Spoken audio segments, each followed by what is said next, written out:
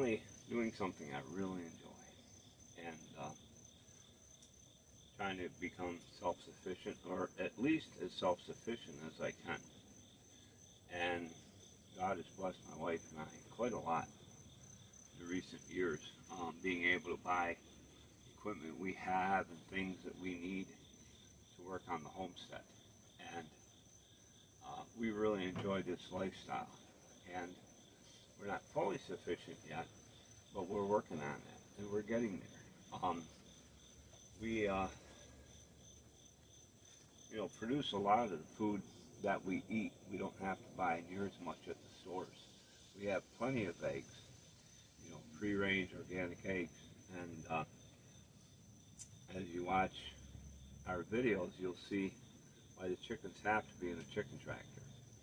And the rule of thumb is on that I learned was 2 square feet per chicken.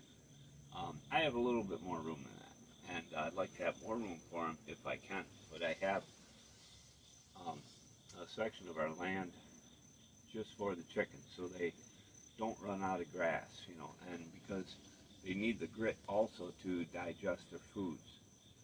So if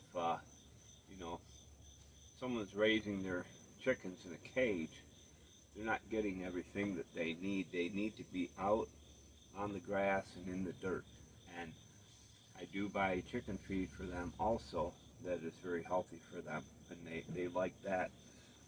If we had several acres of land, I could just put the chickens out there to free range. But because we don't have that, then I do have to buy food for them.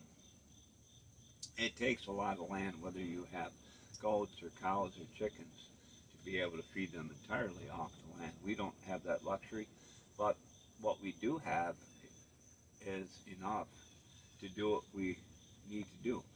And so we're going to show you some of them ways, because I think there's probably a lot of homesteaders out there, people that want to get started and thinking, oh, we don't have much here. Well, you can turn the little you have into a gold mine. Maybe not literally, but make it enough. I was inspired a while back reading about a man that just used his backyard and grew all kinds of food and everything back there. He didn't really have a normal backyard, but he was actually making a living off that.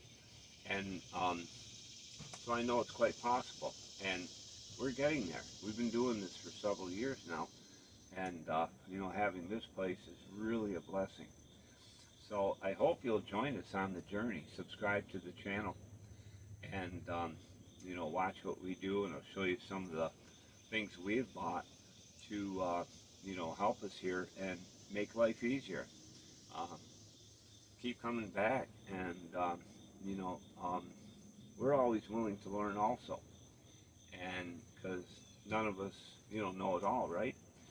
So I'm going to bring some of the things. This tent shed that we got, to put the tractor and some of the other mowers there, we bought this used for $40.